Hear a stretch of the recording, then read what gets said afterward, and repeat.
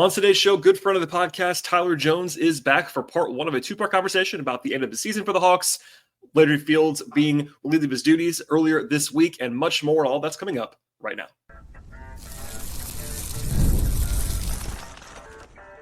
You are Locked On Hawks, your daily Atlanta Hawks podcast. Part of the Locked On Podcast Network. Your team every day. Hello, friends. Welcome to episode 1960 of the Locked On Hawks podcast. I am your host, Brad Rowland, coming to you on a Thursday evening into Friday. And today's podcast is brought to you by the folks at Game Time. Download the Game Time app, create an account, and use promo code LOCKEDONNBA for $20 off your first purchase. Terms apply. I also want to encourage you at the top of the show, like I always do, to make us your first listen each and every day here at Locked On Hawks. Check us out and subscribe to the show anywhere you find your podcast. And, of course, be sure to tell your friends, colleagues, family, etc. about this show. And on today's pod, it'll be part one of two with myself and Tyler Jones. Tyler is kind of the ombudsman of this podcast, good friend of the podcast, a frequent guest of the show. And with the season coming to a close for the Hawks, a good time to talk to Tyler about all manner of things in Hawks land. So that's coming up in a second. Do want to just say this is our fifth show in about the last 4 or 5 days. We'll have more to come, including, of course, part two of this episode coming at the same time as part one. So please stay tuned for part two. It should be available in the same podcast feed as soon as part one is over. And without any further delay, here we go with myself and Tyler. I am joined now for the first time in a while by the ombudsman of this podcast, friend of the show, Tyler Jones. Welcome back, my friend. How are you? Hey, Brad, I have a question. I know you do Braves content as well. Oh, no. I was told that they had enough pitching. But not by me. Not by me. I didn't say that. What's happening? Like I was told they had enough starting pitching and their rotation was perfect and their bullpen was perfectly fine. But like I'm not seeing that right now. So what's going on, Brad? I don't know. I was afraid you were going to go Falcons with this intro, but I think you realized, Brad, we got to say we don't know what's happening. That's what I was going to say. The draft hasn't happened yet, unfortunately. Yeah, Tyler, that's you being a content guy. You realizing that by the time people listen to this, the pick will have been made, but we don't know what the pick is, as you and I were talking here on early Thursday evening. But yeah, the Braves need more pitching. They've also been unlucky, but they need more pitching, and it is what it is. I knew that was coming. But on the Falcons' point, Michael Penix got me back into being a fan. You're in? Yeah, I'm back. I've been back. I've been back. Okay. I saw him sling the pill one time, and the ball went further than 20 yards on a dime. And I was like, haven't had that since Vic. I'm back in. Brad. And look, I don't cover the Falcons. I'm just a crazy Falcons fan like everybody else. And I made fun of the Falcons today by basically saying, they picked a skill guy 4 straight drafts. People got really mad at me. And I'm like, they did that. I didn't say, some of the picks were fine. Like Drake London's really good. Bijan's really good. Penix might be good. We don't know, but he might be. Kyle Pitts is not. But anyway, all right. To the Hawks. We also are kind of doing a little news. Like normally I do this without you, but I knew it was going to happen right before we brought you in. So Dyson Daniels did not win Defensive Player of the Year. He did finish second.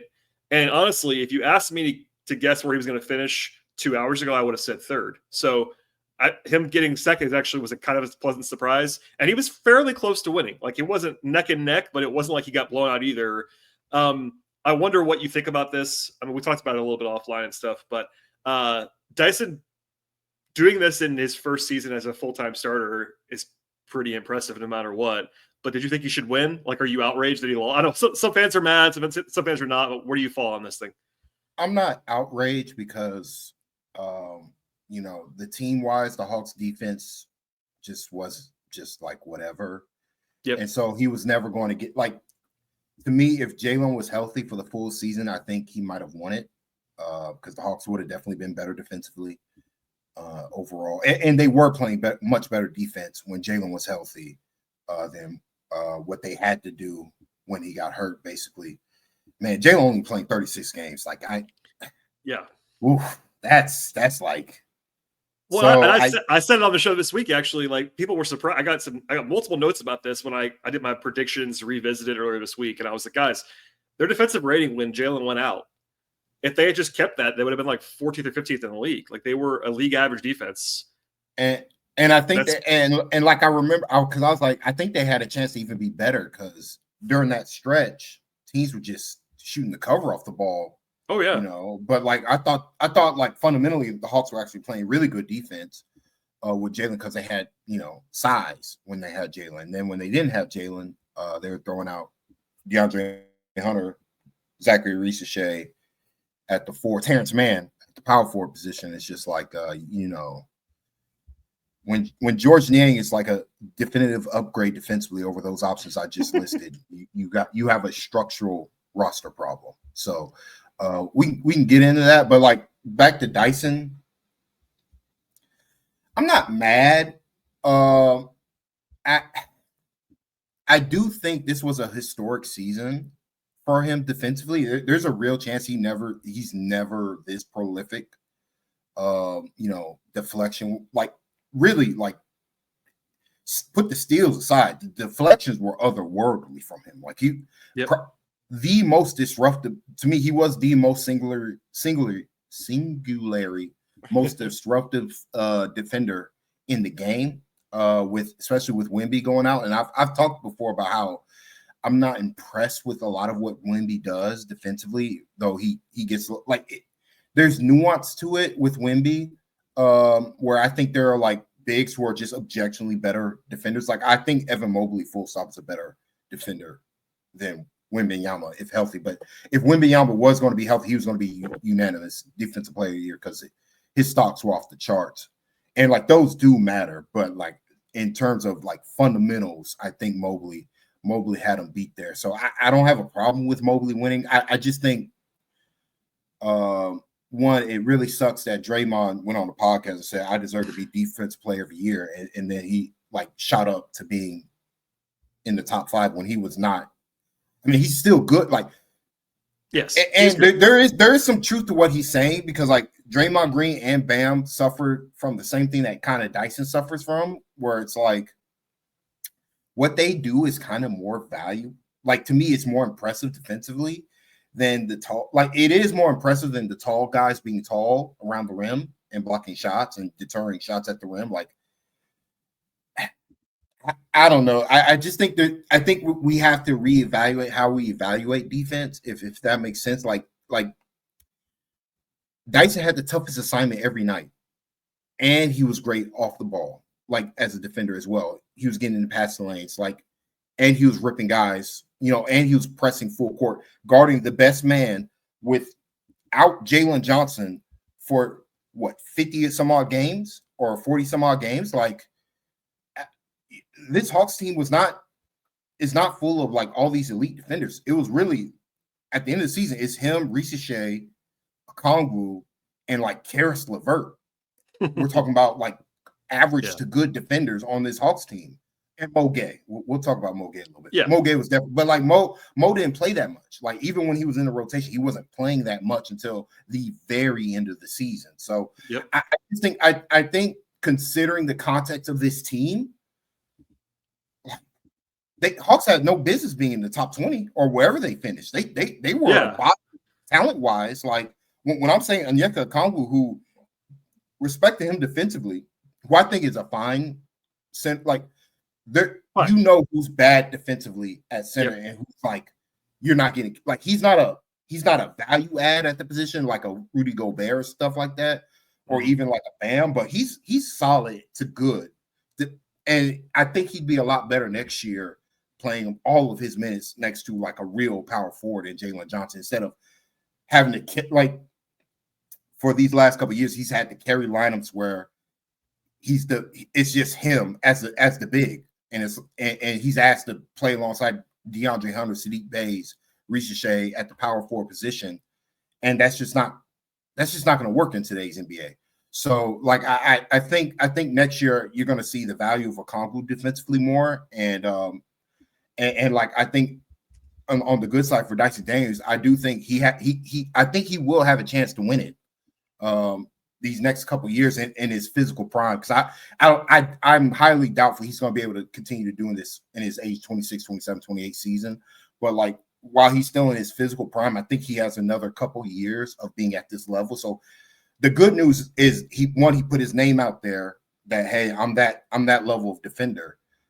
And two, I do think I wonder, Brad, if you saw this, that the coaches were polled and they voted him as the defensive player of the year. I think he has the respect around the league amongst the film watchers, if that makes sense. Even though I think the analytics to me defensively has kind of been stagnated these last couple of years, and that we're going off stuff that meant more in 2017, where now, like in today's NBA, like the best teams have everything. You got rim protectors, you got point of attack defenders, and if you're missing, and you have good quality wings who support you, if you're missing one aspect of that, your defense is just not going to be good. So, overall, I think Dyson suffered from the Hawks weren't winning and the lack of defensive personnel on the team to really elevate, to honestly make his life easier so that he could do some even more impressive stuff defensively. Did you know your Fire TV is also an Xbox? Turn your any TV that you have into a gaming entertainment hub with Fire TV Stick 4K devices, no console required. Just grab your pair controller, the subscriber sign into Xbox Game Pass Ultimate with EA Play included, and you're ready to play. Dive into hundreds of premium titles from EA Sports College Football 25 to Call of Duty Black Ops 6 and Avowed. As easily as you stream your favorite shows, it's gaming made simple and is all on your Fire TV. With Fire TV, gaming is affordable and portable for you. You can play high-quality Xbox games at a fraction of the cost of a console. And if you already have a console, a Fire TV Stick 4K device is more affordable and easier to travel with, allowing you to take your games wherever you need to plug in. Also, there's endless entertainment available with Fire TV as well. With 4K streaming, watch more than 1.5 million movies and TV episodes from your favorite subscribed services like Netflix, Prime Video, Disney Plus, Max, and more. Head to Amazon.com/Fire TV Locked On to get started. Xbox Game Pass Ultimate with subscription and compatible controller required. Available on select devices, including Fire TV Stick 4K 2nd Gen, Fire TV Stick 4K Max 1st and 2nd Gen, and Fire TV Cube 3rd Gen. I do want to say a couple things. Like what you just said is right. I was going to bring that up if you didn't. The Athletic put out a kind of an informal, anonymous poll of coaches, and Dyson won it, which is interesting to me. And that it was a perimeter player. It's kind of a perfect storm because, like you said, Wemby was going to win, and everyone knew that he was going to win. Whether you agree with that or not, he was going to win comfortably, probably. Mm-hmm. So him going out opened the door for someone like Dyson, who had an interesting candidacy because on one hand, he kind of had that for a guard to win, especially a guard on a non-elite defense, even if it's not his fault. You kind of have to have a crazy reason why, and the steals and the deflections were that reason, right? I mean, outlier, true outlier season steals wise, like stuff historic relative to especially in today's NBA. Basketball players crazy. Don't get steals like this. Like it's not a thing that happens. Right, and doing it, as the Hawks said, and as I said, and even Quinn Snyder said it multiple times, like it's not like he's just going out and trying to get steals. Like, there are guys who, without naming names, there are league-leading steals guys in the last 10 years who aren't even very good defenders. They just go for steals and they get them. Dyson doesn't do that, and that's the impressive thing about what he could do is that he averaged 67% more steals than anyone in the league. That's not a made-up stat. That's an actual number that happened, while also being the primary defender on the number one guy every night and being a solid one-on-one guy or better all the time. He's really better than that. He's really good on the ball. Anyway, so there's that whole aspect of it all. Elite drive stopper, like some, of course. And I mean, it's a thing that the Hawks struggled with when it wasn't Dyson guarding somebody driving to the rim. Teams got smarter. Right. We'll talk about that later, but like teams literally started just not involving Dyson Daniels in the play. And honestly, they probably shouldn't have. That's the thing. Like, the scouting report was out by this middle of the year or later. Like, coaches know, like you don't want to go anywhere near Dyson. Sometimes he just beats you anyway. But if you're able to scheme away from him, the quality of the defense post Jalen injury was not great. And there's this whole, we don't have to do this whole thing now, but about how the Hawks' defensive numbers as a team did not like jump up with Dyson on the court versus him off the court. And if you go like one step deeper, it's like very obvious why he was asked to carry lineups defensively that were really, really not good. And I think that was smart. The Hawks should have asked him to do that because somebody had to carry those units. You know what I mean? And like their best chance to get stops with David Roddy on the court or Don Barlow on the court was to make Dyson go out there and try to be a hero, basically. So anyway, that's that. One more thing on this. I thought it was notable to me, having covered a lot of these races, both Hawks and otherwise, that, teammates are always supportive of their guys winning awards. when they get asked about it, they always say the right thing for the most part. I thought the Hawks guys were very notably aggressive. Pushing it out there on Dyson because they believe it. Like, for instance, Larry Nance gave a quote in extra interviews about how they should redefine the award to the big man award if Dyson didn't win. Yeah. And Larry's a big, obviously, but Larry played with Dyson in New Orleans. I get all that, but like, that's a veteran guy. He's not going to say that for no reason. Like, he believes that to some degree. And Trae Young, who, of course, for a long time had a reputation that I don't think it was earned, but had it for not supporting teammates and all this stuff. Trae's been like pounding the table for Dyson for months, and including today. Did you see what Trae tweeted after the results came out? I'm not on that website. I know, but he said something about how Dyson was one of one and used the hashtag real DPOY. Like, he doesn't have to do that. I mean, and I'm not saying that that's right, because in the end, look, I'm not particularly bothered that Dyson didn't win.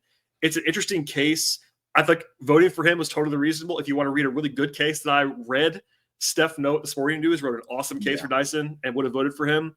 That's the way. I think I pretty much agree with all of what he wrote. I'm also fine with Mobley winning. I'm not bothered by it. It is what it is. Dyson being up there is what is.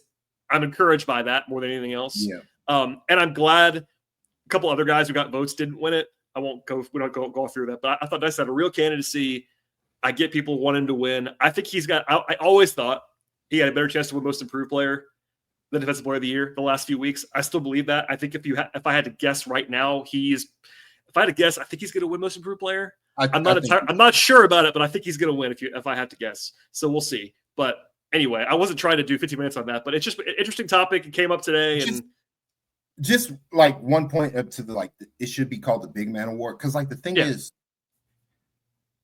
Luke Cornett is like one of the best defensive bigs in the game right now, and like Luke Cornett's a fine player, but if you look at his metrics, like it's off the charts, and it's like, okay, maybe there's something to team context, your role on the team. Like, I mean, we kind of saw it with the Hawks, Brad. Like, respect to Mo Gay being the Hawks' most impactful defender.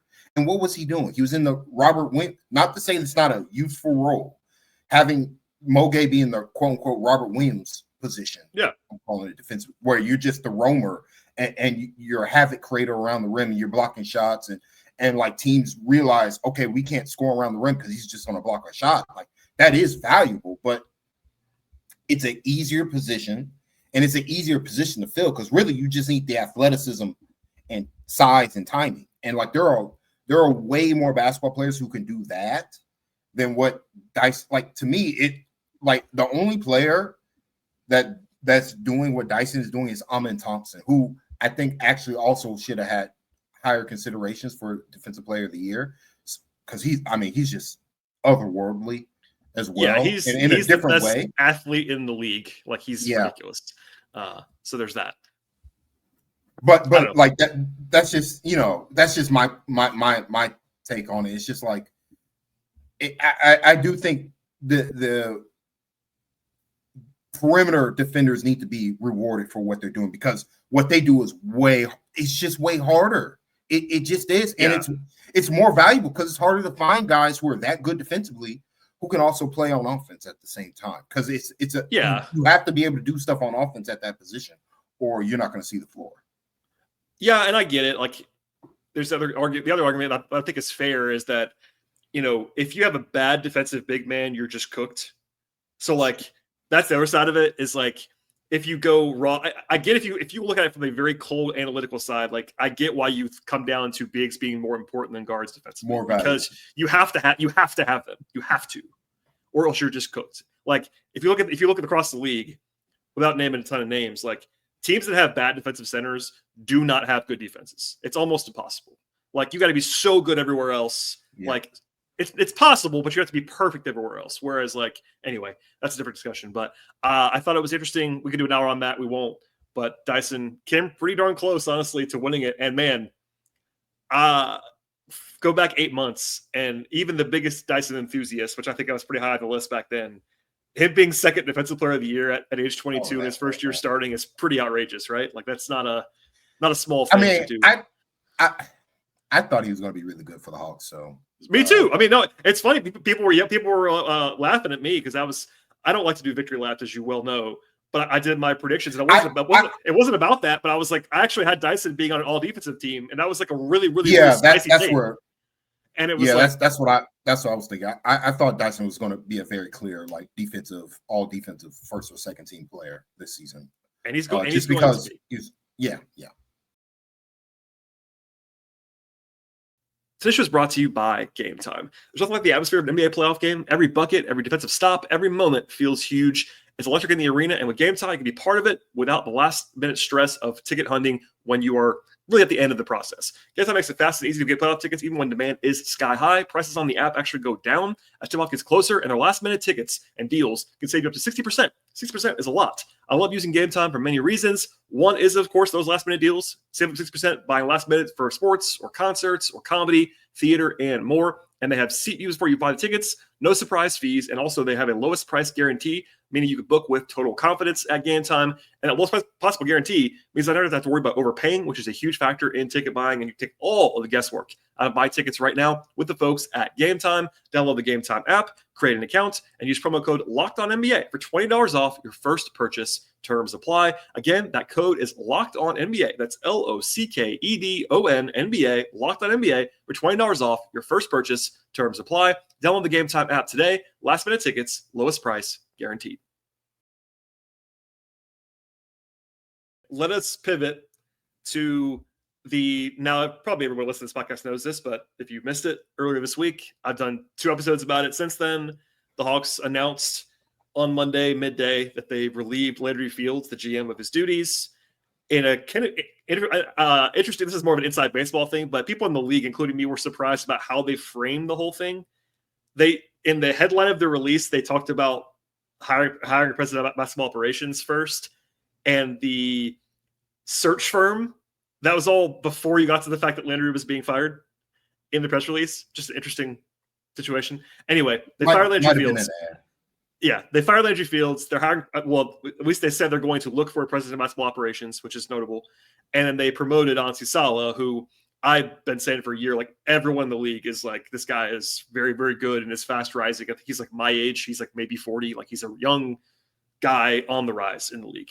Analytical, but not like only does that, like does cap stuff and analytics stuff and like can do it all basically. So this was met with a lot of surprise, right? I shared this on the first reaction show. I have the receipts that I won't post because but I heard a little bit about this a few weeks ago, and I kind of was like, "Whoa, that's kind of weird," but it happened. I was surprised, and people from Mark Stein to like I think Windhorst and Bontes, people on their podcast, people were surprised. Even inside the Hawks walls were surprised that Landry got fired. You are not in the locker room, Tyler. You are a Hawks fan. What did you think when Landry Fields got fired on Monday? I'll say I was surprised, but I'm not somebody who doesn't think it wasn't warranted, if that makes sense. Like, I think it was okay if he kept his job, and it's okay if he got let go. Like, I think that kind of speaks to Fields' track record as the head executive for the Hawks. Because I ultimately, my opinion was that the problem wasn't that he got fired. The problem was that he was ever hired to be a team's top executive in the first place. Not to say he did a bad job, but he was a little undercooked when they hired him. And on top of that, it just, from all the reports, from what I hear from you, what I hear from other insiders, what you hear from like John Hollinger, et cetera, he never had the like political juice to really dictate what the Hawks could and could not do, if that makes sense. Like it was always by committee, panels, like we're surveying the room of our, talented front office coaching staff, et cetera, and trying to figure out what our next steps is to get to that next level, which is fun. Like, not to say it's a bad thing. To me, and I talked about this a little bit on ATL 29, the lack of juice really hurt this Hawks team in certain areas. Like one of them was, and I'm going to bring Mo Gay back up, like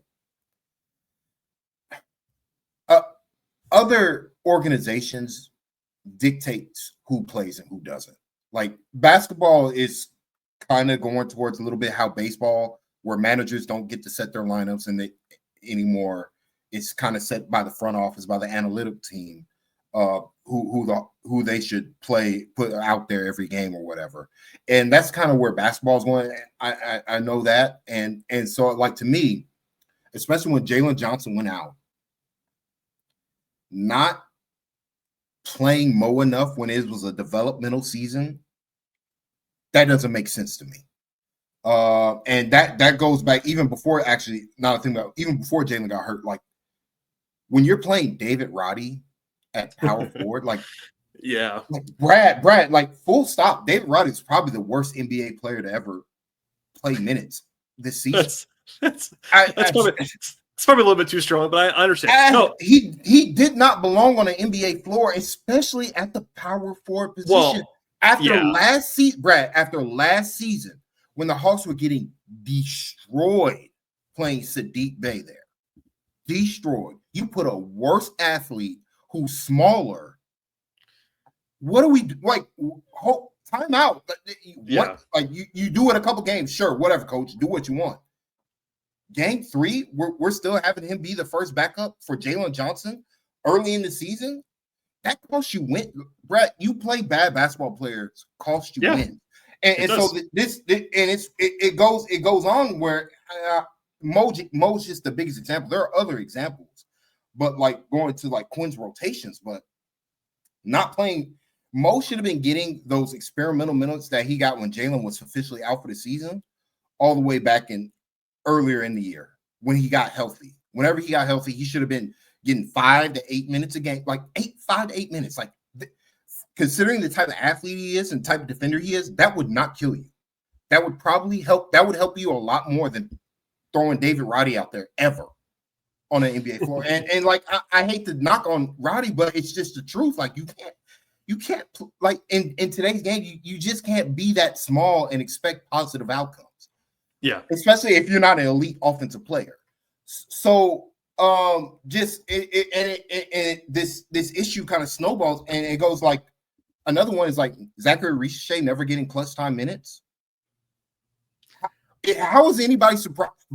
Anybody surprised a rookie in the biggest games of the season, playoff settings, where every possession matters, is 2/10 to play his normal game, when he never was in any pressure cooker at all during the season? Like, he never closed any games. Like, and which made no sense, considering at a certain point he was definitely one of the 5 best players on the team, but he would never close. And so then when you get to the play-in situation when you need him, you like Quinn's literally like, I got to take this kid off the court because like he's just spiraling on offense. Couldn't play. And it's just like,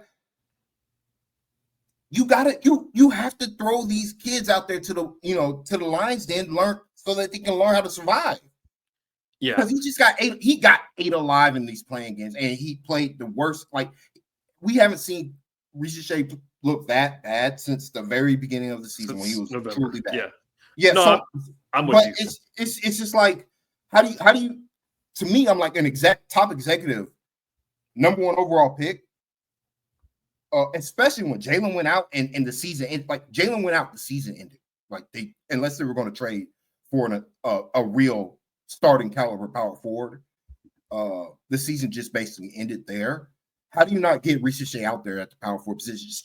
At the not power forward to close in crunch time, just so that he can get his feet wet, so he can understand like it's harder to take a jump shot in the pressure, but you got to do it. And so, like, I think those 2 cases were real. Like, Quinn couldn't play Mo more than 28 minutes against the Magic, and it sunk the team. Like, every minute he was on the floor, the Hawks were just cooked because they were too small. And so it's just and then Barlow's situation, Mo never getting a chance at center. Like, what no, and so that's where it's like you have no juice with your coaching staff to tell them what you like, or at least to suggest All right, that is all for part 1 of 2 with myself and Tyler Jones. We will have part 2 for you right now, available in the same podcast feed, whether it be Apple or Spotify or Overcast or YouTube, etc. It should be available for you to listen or watch right now. So please subscribe to the show. Check out part 2. Also follow us on X/Twitter at Locked On Hawks. Follow me there at BT Rowland. I'm also on Blue Sky at BT Rowland. And please follow my non-podcast work at patreon.com/BT Rowland. All right, everybody, that's all we have for part 1. Part 2 is available right now, and we'll see you all next time.